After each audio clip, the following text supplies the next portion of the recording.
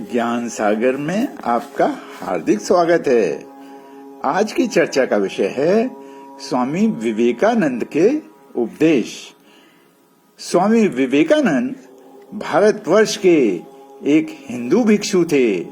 उन्होंने 19वीं और 20वीं शताब्दी के बढ़ते हुए भारतीय राष्ट्रवाद में महत्वपूर्ण भूमिका निभाई है।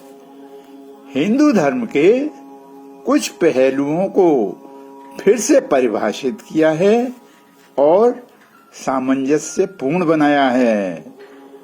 विवेकानंद एक ऐसा व्यक्तित्व है जो हर युवा के लिए एक आदर्श बन सकता है। नंबर 1, यह संसार तभी पवित्र और अच्छा हो सकता है जब हम स्वयं पवित्र और अच्छे हों। वह है कार्य और हम हैं उसके कारण। इसलिए आओ हम अपने को पवित्र बना लें, आओ हम अपने को पूर्ण बना लें। नंबर 2, प्रत्येक राष्ट्र की एक विशिष्टता होती है। अन्य सब बातें उसके बाद आती हैं। भारत की विशिष्टता धर्म है, समाज सुधार और अन्य सब बातें गौण हैं। नंबर 3,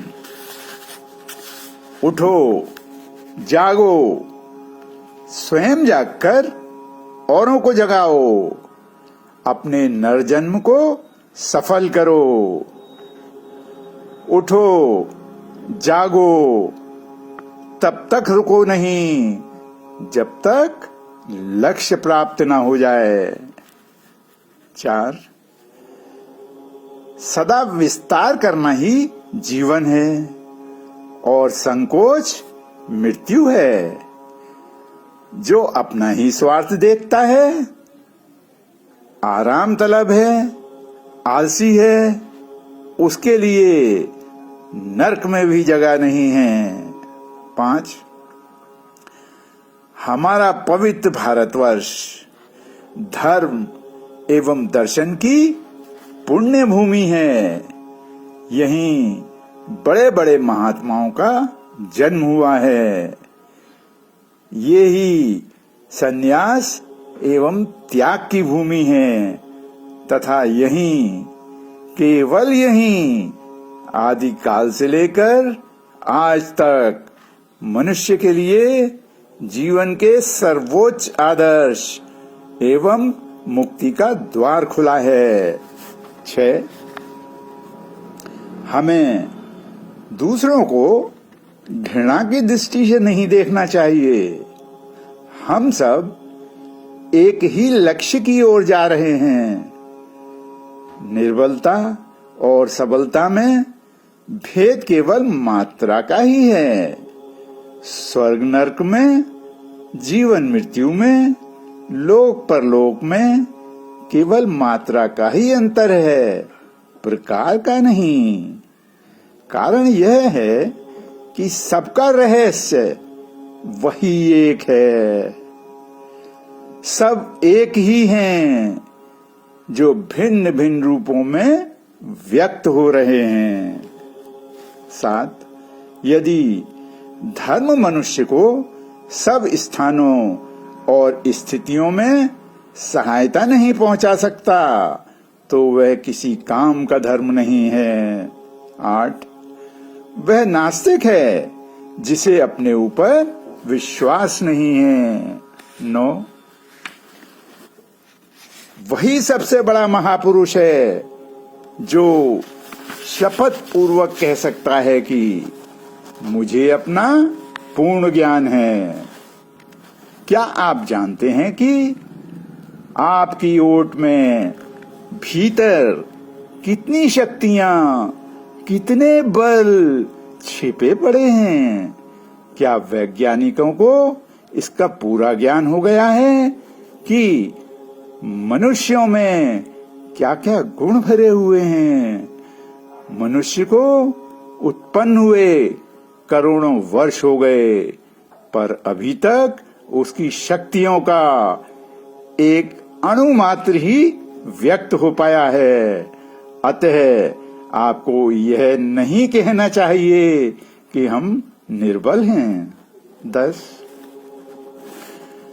विवेकवान होकर अपने जीवन के प्रत्येक क्षण बात बात में सत्य असत्य का विवेक करने से हमें सत्य की कसौटी मिल जाएगी। यही सत्य पवित्रता है, यही एकता है।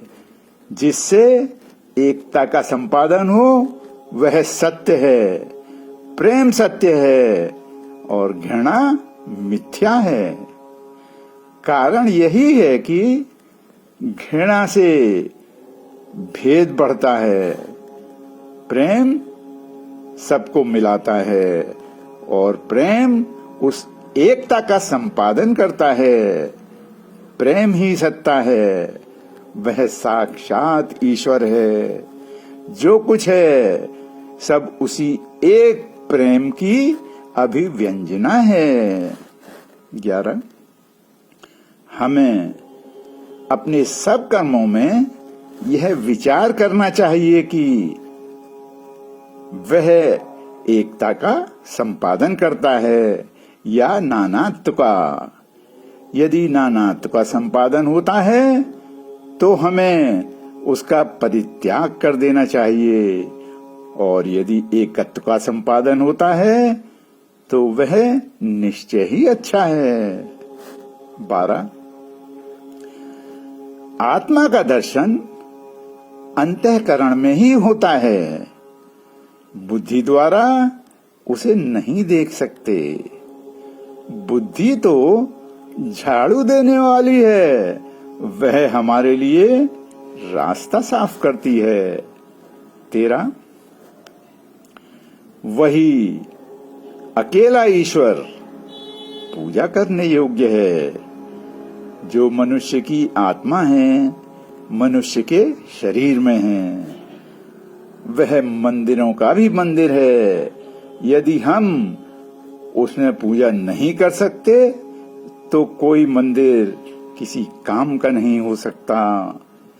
जिस समय हम मनुष्य के शरीर रूपी मंदिर में बैठे हुए ईश्वर का साक्षात्कार कर रहे हैं, उस समय हमारे सारे बंधन छूट जाते हैं। 14. पूर्णता कहीं से प्राप्त करना नहीं है, वह हम में है। अमृत और आनंद को कहीं ढूंढना नहीं है, वे हम में विद्यमान हैं और सदा से हमारे रहे हैं। 15. मैं सभी धर्मों को मानता हूं और सबका आदर करता हूं। मैं तो ईश्वर को सबके साथ जिस रूप में वे पूजते हैं पूजता हूं। मैं मुसलमानों के साथ मस्जिद में जाऊंगा, ईसाइयों के साथ गिरजे में जाऊंगा और क्रॉस के सामने घुटने टेकूंगा। मैं बौद्धों के मंदिर में भी जाऊंगा और बुद्ध और धर्म की शरण को प्राप्त होऊंगा। मैं जंगल में जाऊंगा और हिंदुओं के साथ बैठूंगा जो उस प्रकाश को देखने के लिए प्रयत्न कर रहे हैं जो सबके हृदय में प्रकाशमान हो रहा है। 16. निष्कपट भाव से ईश्वर की खोज को भक्ति योग कहते हैं। इस खोज का आरंभ, मध्य और अंत प्रेम में होता है। ईश्वर के प्रति एक क्षण की भी प्रेमोन्मत्ता हमारे लिए शाश्वत मुक्ति देने वाली होती है। 17. धर्मानुष्ठान और आध्यात्मिक अनुभूति का एक छोटा सा कण भी ढेरों थोथी बकवासों और अंधी भावुकता से बढ़कर है।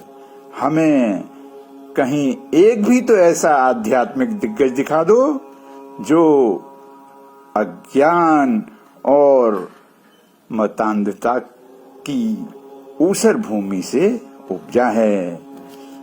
यदि यह ना कर सको तो बंद कर लो अपना मुंह, खोल दो अपने हृदय के कपाट, जिससे सत्य की शुभ्रोज्वल किरणें भीतर प्रवेश कर सकें, और जाओ उन भारत गौरव ऋषि मुनियों की शरण में, जिनके प्रत्येक शब्द के पीछे प्रत्यक्ष अनुभूति का बल है।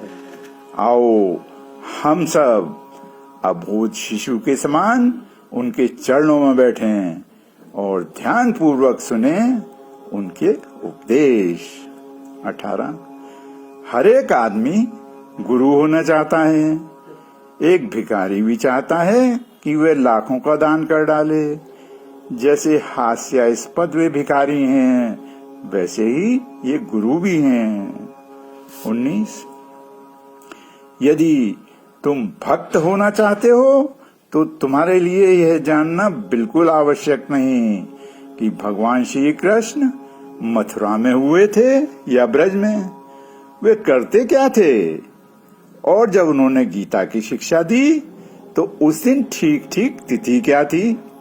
गीता में कर्तव्य और प्रेम संबंधी जो उदात्त उपदेश दिए गए हैं, उनको अपने जीवन में उतारने का प्रयत्न करो।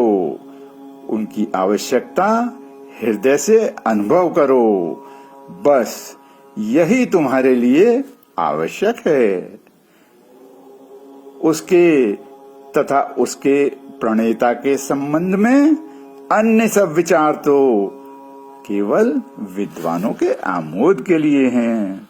अब मैं अपनी वाणी को विराम देता हूँ। ईश्वर सबका कल्याण करे। धन्यवाद।